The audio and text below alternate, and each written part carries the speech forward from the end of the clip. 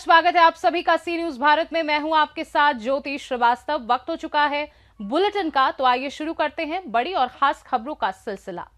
खबर बलरामपुर से। तुलसीपुर थाना क्षेत्र से वर्ष 2022 में लापता हुआ 10 वर्षीय बालक करीब 4 साल बाद पुलिस ने सकुशल बरामद कर लिया है। जानकारी के अनुसार मां की डांट के बाद बालक घर से निकलकर तुलसीपुर रेलवे स्टेशन पहुंचा और ट्रेन से गोंडा चला गया था, जहां से वो रोती हालत में एक व्यक्ति को मिला।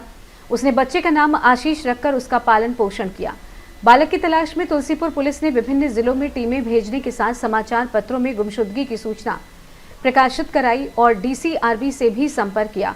पुलिस के लगातार प्रयासों के बाद बीते दिन प्रभारी निरीक्षक सुधीर कुमार सिंह के नेतृत्व में टीम ने सुभागपुर रेलवे स्टेशन के पास दत्तनगर पत्थरकटा कॉलोनी से बालक को बरामद कर लिया। परिजनों ने भी उसकी पहचान कर ली है। करीब 4 वर्ष बाद बेटे के मिलने से उसकी मां रहीमा की खुशी का ठिकाना नहीं रहा। पुलिस ने बालक को अग्रिम कानूनी कार्रवाई के लिए न्यायालय के समक्ष प्रस्तुत करने की प्रक्रिया शुरू कर दी है। वर्ष 2022 में जनपद बलरामपुर के थाना तुलसीपुर पर 215/22 मुकदमा धारा भादवी 363 पंजीकृत किया गया था, जिसमें 10 वर्ष का बच्चा खो गया था, कहीं चला गया था। लगातार पुलिस की तलाश कर रही थी और अभी हम लोगों ने लगभग 4 वर्ष के बाद इस बच्चे को बरामद कर लिया है और सकुशल बरामद करके उसे परिवार को सुपुर्द किया गया है। जो पूछताछ में तथ्य सामने आया है, बच्चा बहुत अबोध था, इसलिए वो अपना पता नहीं बता पा रहा था, वो अपने घर का कुछ डिटेल नहीं बता पा रहा था और अभी हमें जो सूचना मिली थी उसके आधार पे हमने बच्चे को बरामद कर लिया है। और जितने भी बच्चे गायब रहते हैं उन पर लगातार हम लोग सर्च करते रहते हैं। उसी का ये परिणाम है, जो ऑपरेशन मुस्कान निरंतर चल रहा है, उसी का ये परिणाम है कि हम लोग पुराने बच्चे को ही बरामद करने में सफल हो पा रहे हैं। बलरामपुर से सी न्यूज संवाददाता संदीप सक्सेना की रिपोर्ट। हमीरपुर में जेड अल्फा के स्कूली बच्चों और ग्रामीणों ने स्कूल तक पक्की सड़क निर्माण की मांग को लेकर जिला कलेक्ट्रेट परिसर में जोरदार प्रदर्शन किया।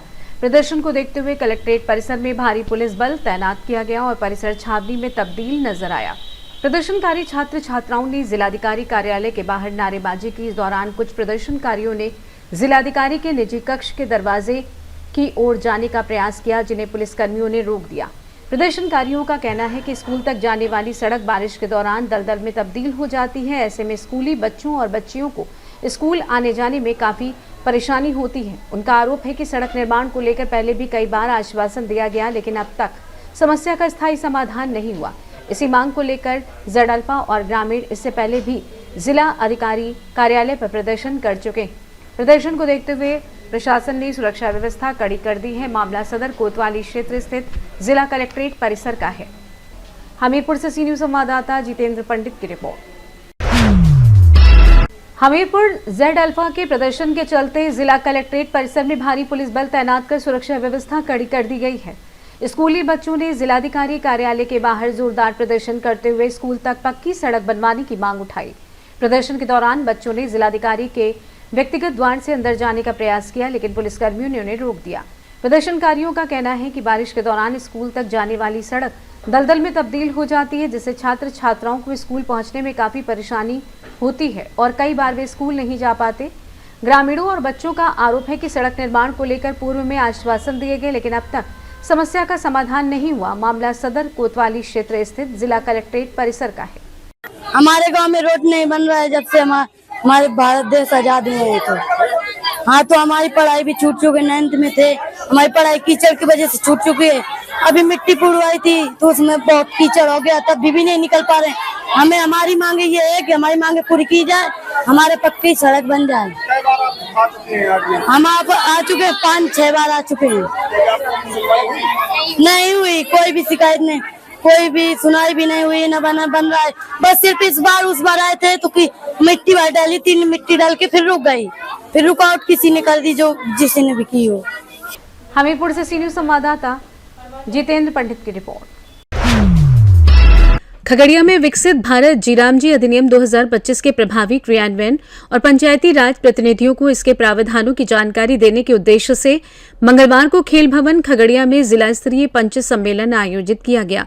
सम्मेलन का शुभारंभ जिला परिषद अध्यक्ष कृष्णा कुमारी यादव सहित अधिकारियों ने दीप प्रज्वलित कर किया। प्रतिनिधियों को ग्राम पंचायत योजना, परिवार पंजीकरण, ग्रामीण रोजगार गारंटी योजनाओं की निगरानी, पारदर्शिता और सामाजिक अंकेक्षण की जानकारी दी गई। अधिकारियों ने बताया कि अधिनियम के तहत ग्रामीण परिवारों को 125 दिनों के रोजगार की गारंटी का प्रावधान है। जनप्रतिनिधियों ने सम्मेलन को उपयोगी बताते हुए जिला प्रशासन का आभार जताया।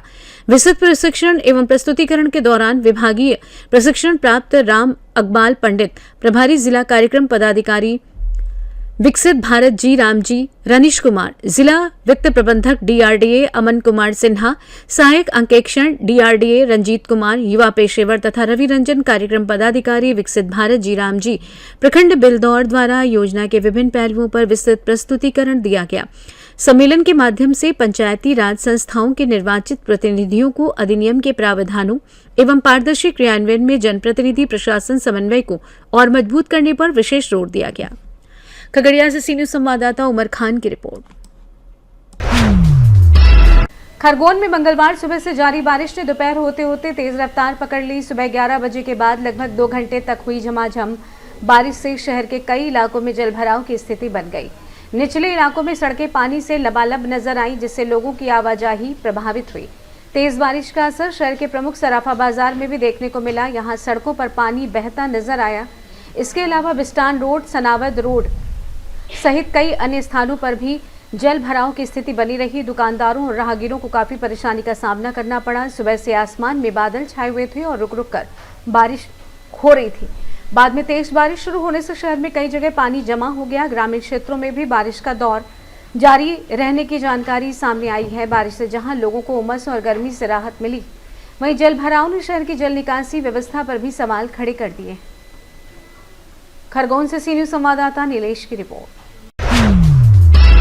रांची विधानसभा घेराव के दौरान छात्रों पर लाठीचार्ज और आंसू गैस के इस्तेमाल को लेकर पूर्व शिक्षा मंत्री व कांग्रेस प्रदेश उपाध्यक्ष बंधु तिर्की ने भाजपा और एबीवीपी से जुड़े कई कार्यकर्ताओं पर माहौल बिगाड़ने का आरोप लगाया।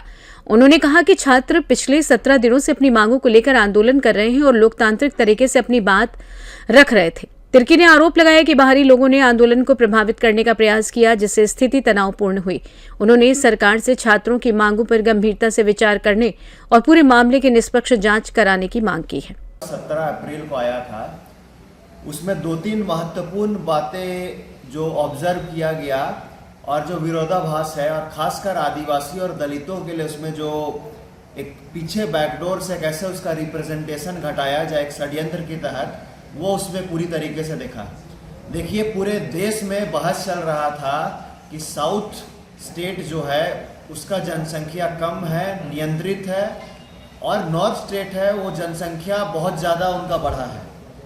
तो साउथ स्टेट कंटिन्यूसली इसका विरोध कर रहे थे, बोल रहे थे कि हम फैमिली प्लानिंग को अडॉप्ट किए, हम जनसंख्या को नियंत्रण किए, तो क्या आप सजा के तौर पे मेरा सीट को घटा दीजिएगा लोकसभा में। तो केंद्र सरकार ने इसका बीच का एक रास्ता निकाला। हालांकि वो रास्ता भी जो निकाला वो मौखिक था, लिखित में नहीं था। और क्योंकि परिसीमन आयोग एक क्वासी जुडिशियल बॉडी है, उसमें सुप्रीम कोर्ट के रिटायर्ड जज के द्वारा अध्यक्षता में वो आयोग रहता है, और इलेक्शन कमीशन ऑफ इंडिया और स्टेट इलेक्शन कमीशन से एक रहते हैं।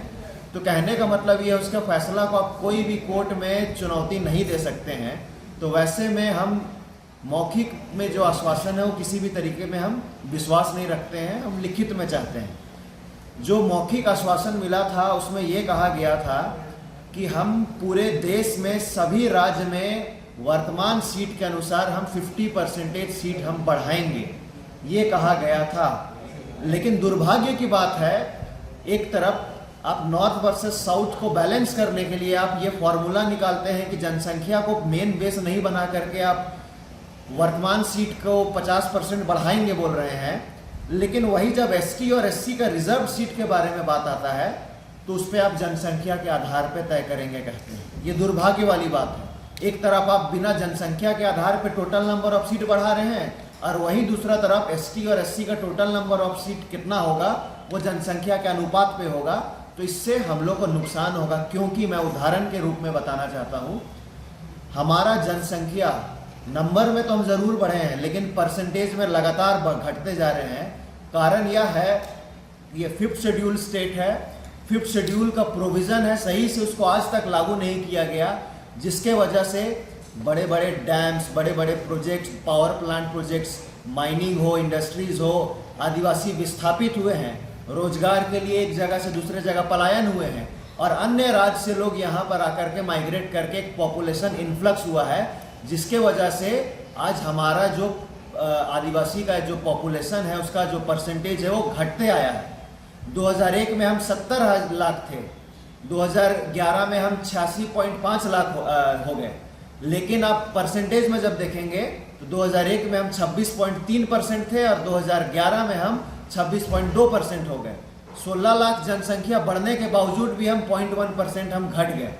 तो ये घटा इसलिए है कि अगर हमारा 16 लाख जनसंख्या बढ़ रहा है तो अन्य का जो है वो 50 लाख या 60 लाख ऐसे करके बाकी सभी का मिला करके बढ़ रहा है, जिससे कि हमारा अनुपात में जनसंख्या परसेंटेज में घट रहा है। तो इसका नुकसान सीधे तौर पर परिसीमन पे होगा, क्योंकि परिसीमन में जो वर्तमान संवैधानिक प्रावधान है और जो केंद्र सरकार भी जो प्रपोज्ड बिल रखी थी उसमें पुराना प्रक्रिया को भी रखा गया था। जब 2007 में परिसीमन आयोग की सिफारिश हुई थी तो उसमें उन्होंने स्पष्ट कहा था कि हम जो अनुच्छेद 330 का क्लॉज 2 है और अनुच्छेद 332 का क्लॉज 3 है, जो जनसंख्या के अनुपात के आधार पे परिसीमन होता है, उसके तहत फॉर एग्जाम्पल अगर टोटल नंबर ऑफ सीट कोई विधानसभा में 100 है और एसटी का जनसंख्या 26 है तो 26 सीट उसको मिलेगा। अगर सीट 200 है और एसटी का जनसंख्या वहाँ पर 26% है तो 52 सीट होगा। उसी प्रकार 2007 में परिसीमन आयोग ने तर्क दिया कि 81 का आप 26% करेंगे तो 21.06 हो रहा था, हम राउंड ऑफ करके इसको हम 22 मैक्सिमम देते हैं, ये संविधान में प्रावधान है। तो अगर यही प्रावधान से इस बार भी परिसीमन होगा और 50% सीट बढ़ेगा भी तो भी आदिवासी को भारी नुकसान होगा, क्योंकि कुल मिलाकर के अगर 81 का आप 50% बढ़ाइएगा तो लगभग 41 सीट बढ़ेगा, 122 के करीब होगा, लेकिन राउंड ऑफ में वो 126 के आसपास सीट जाएगा। मैं समझने के लिए मैं उदाहरण के रूप में बता रहा हूँ। अगर 50% सीट बढ़ा और 122 हुआ मान लेते हैं तो उसमें वो होगा क्या कि आप 122 का 26% करेंगे तो वो 31 पॉइंट समथिंग होगा, मतलब 32 सीट केवल आदिवासी को राउंड ऑफ करके मिलेगा, मात्र 4 सीट हमारा बढ़ेगा। एससी का 1 सीट केवल बढ़ेगा और 36 जनरल सीट बढ़ेगा। अभी स्थिति क्या है कि 81 में से 41 सीट बहुमत के लिए चाहिए, 28 आदिवासी सीट है और आज इसलिए भी आदिवासी का दबदबा है राज्य में। पूरे देश में आदिवासी का किसी राज्य में अगर दबदबा है राजनीतिक रूप से या सामाजिक रूप से तो वो झारखंड है, और इसलिए दबदबा है क्योंकि यहाँ पर 28 सीट रिजर्व है और हम बहुमत 28 ले आते हैं तो बहुमत हमको और 12-13 सीट मिल जाएगा तो बहुमत आ जाता है। लेकिन जब ये परिसीमन लागू हो जाएगा हमको तो आप 32 में रोक देंगे, बहुमत के लिए हमको उस समय 62-63 सीट चाहिए हो। तो एक षड्यंत्र है, सोचा समझा षड्यंत्र है कि किस तरीके से हम नंबर में इनको हम कम कर दे, जिसके तहत इनका राजनीतिक अस्तित्व पूरी तरीके से झारखंड में खत्म करें। और ये सिर्फ राजनीतिक अस्तित्व नहीं, आदिवासी का सामाजिक आर्थिक राजनीतिक अस्तित्व ही इससे पूरा खत्म हो जाएगा। इसलिए हम इसका जनसंख्या के आधार पर परिसीमन का हम विरोध करते हैं। अगर परिसीमन होना है तो अगर जो फॉर्मूला पार्लियामेंट में रखा गया था कि हम टोटल सीट 50% बढ़ा रहे हैं, तो एसटी एससी का भी जो वर्तमान में सीट है उसका अगर आप 50% बढ़ाएंगे तब हम इसका सपोर्ट करेंगे, वरना इसका हम जोरदार विरोध करेंगे। और 30 तारीख को भी आप इसका देखेंगे, जोरदार आवाज वहां से सुनाई देगा, यहाँ रांची से दिल्ली तक। तो कहने का मतलब ये है कि अगर एग्जिस्टिंग सीट का 50% बढ़ा रहे हैं तो एसटी एससी का भी जो अभी एग्जिस्टिंग सीट है उसका 50% बढ़ाइए, तब हम सपोर्ट करेंगे। तब जो फॉर्मूला आएगा उसमें मान लेते हैं 41 सीट्स बढ़ा, 28 है अभी, 50% एसटी सीट बढ़ा तो 14 और बढ़ेगा, 28 + 14 42 हो जाएगा। एससी का 9 है, 5 सीट बढ़ेगा, वो 14 सीट हो जाएगा एससी का।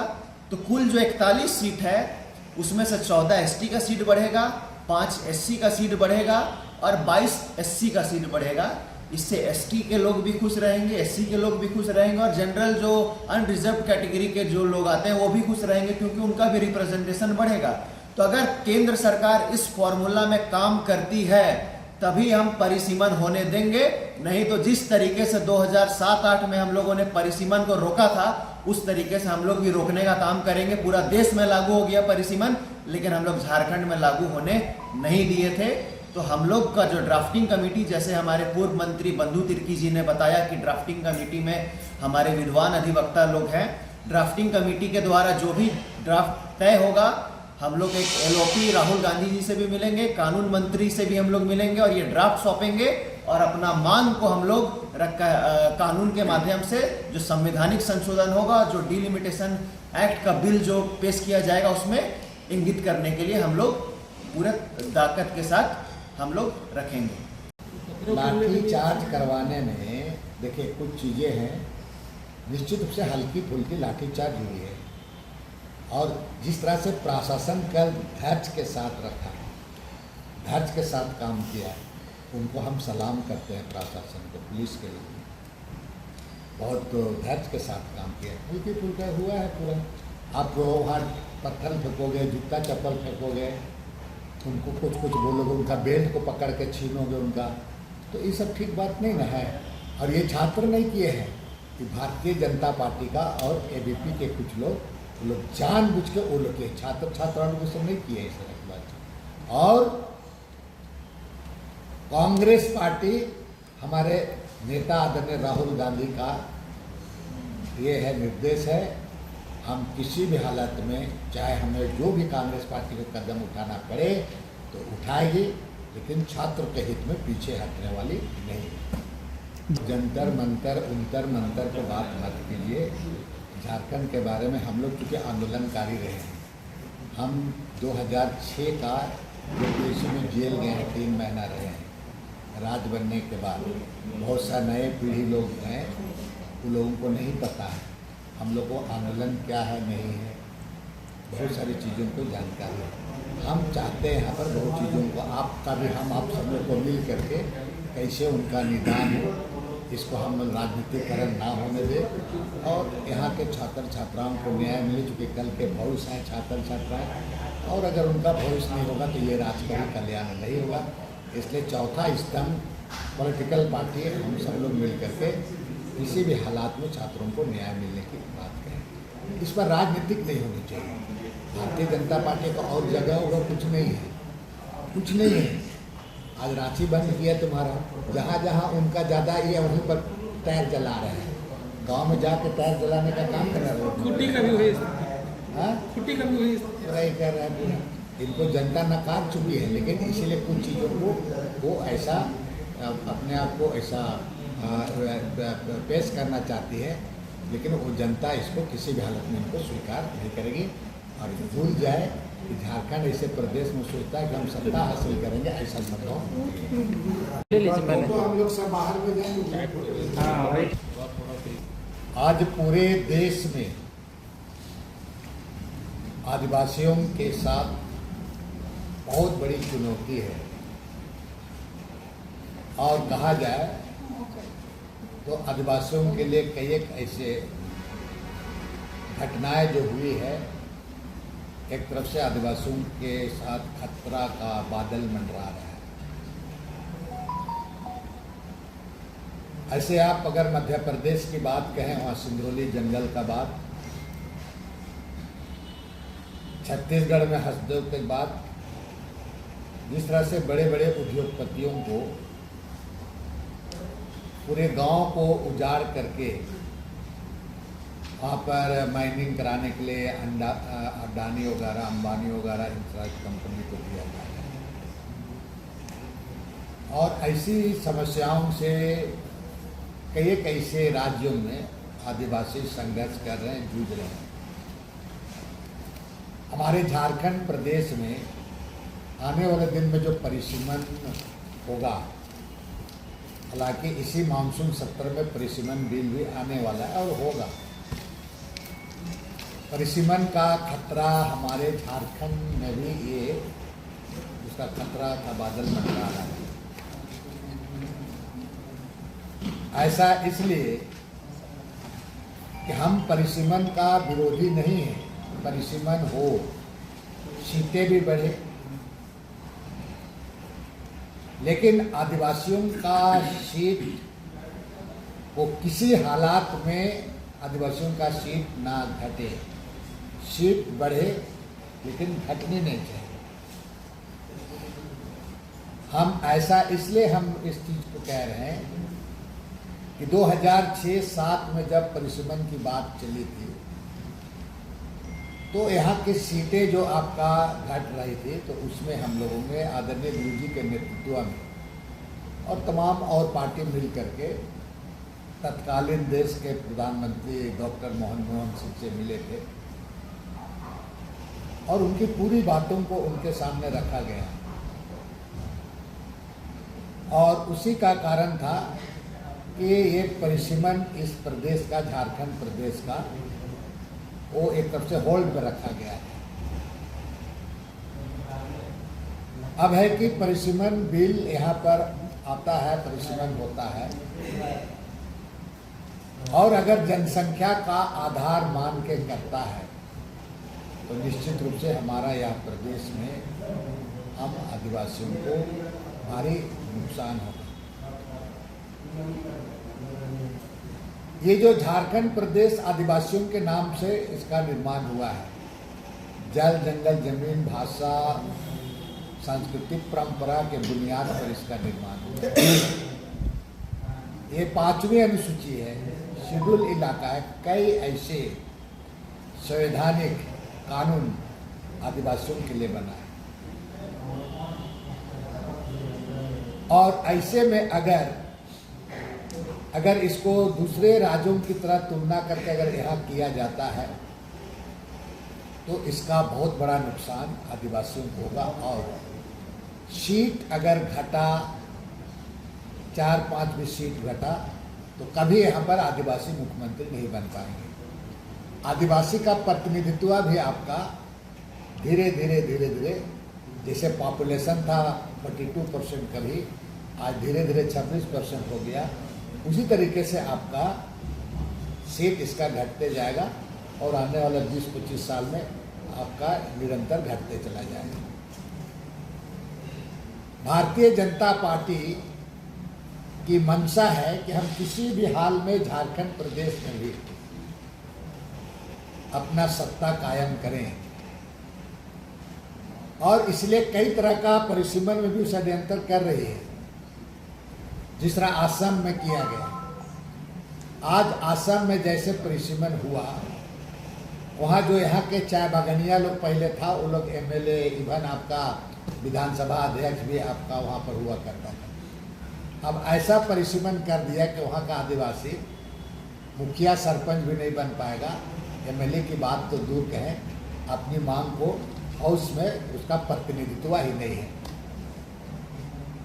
जो भी है वो भारतीय जनता पार्टी है, लेकिन भारतीय जनता पार्टी में रह करके वो आदिवासियों की बात कोई कर ही नहीं सकता है। तो उसी तरीके से इस राज्य में भी एक तरफ SIR को लेके कुछ प्रयास किया गया, उस पर सफलता ज़्यादा नहीं मिलने जा रहा है, तो परिसीमन को अंतिम हथकंडा अपनाने का काम करेगा। खूंटी से सी न्यूज संवाददाता शहीद अंसारी की रिपोर्ट। महाराजगंज के निचलौल विकासखंड अंतर्गत ग्राम सभा जहदा में भारतीय जनता पार्टी के हर घर तिरंगा अभियान के तहत विशाल तिरंगा यात्रा का आयोजन किया गया। यात्रा में सैकड़ों की संख्या में बाइक सवार युवाओं ने उत्साह के साथ हिस्सा लिया। हाथों में तिरंगा लेकर और देशभक्ति के नारों के साथ युवाओं का काफिला जहदा से रवाना होकर कटहरी पहुंचा, जहां यात्रा का भव्य समापन हुआ। इस दौरान भारत माता की जय और वंदे मातरम के उद्घोष से पूरा क्षेत्र गूंज उठा। कार्यक्रम में मंडल अध्यक्ष संजय श्रीवास्तव और मंडल महामंत्री नवीन चौधरी प्रमुख रूप से मौजूद रहे। इसके अलावा अरविंद कुमार, अश्विनी सिंह, आलोक सिंह, चंदन सिंह, मनीष मधेशिया, बिट्टू और विशाल समेत बड़ी संख्या में स्थानीय युवा तिरंगा यात्रा में शामिल हुए। महाराजगंज से सी न्यूज संवाददाता अरुणेश कुमार गुप्ता की रिपोर्ट।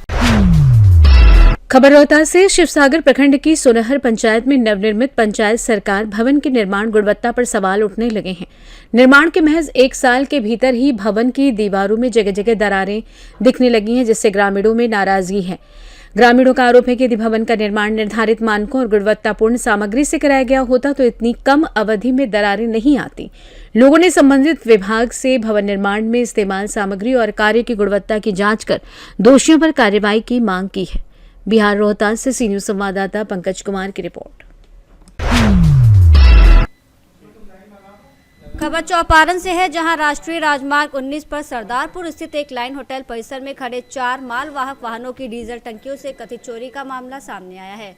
सुबह चालकों ने टंकियों के ढक्कन खुले और डीजल गायब पाया, जिसके बाद चालक संघ के माध्यम से चौपारण थाना में लिखित शिकायत देकर जांच और कार्रवाई की मांग की गई।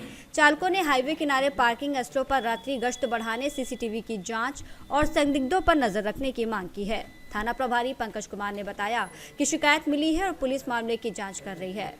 चौपारण हजारीबाग से सीनू संवाददाता मुकेश सिंह की रिपोर्ट। फिलहाल के लिए इस बुलेटिन में बस इतना ही। देश दुनिया की बाकी खबरों को जानने के लिए आप देखते रहिए सी न्यूज़ भारत।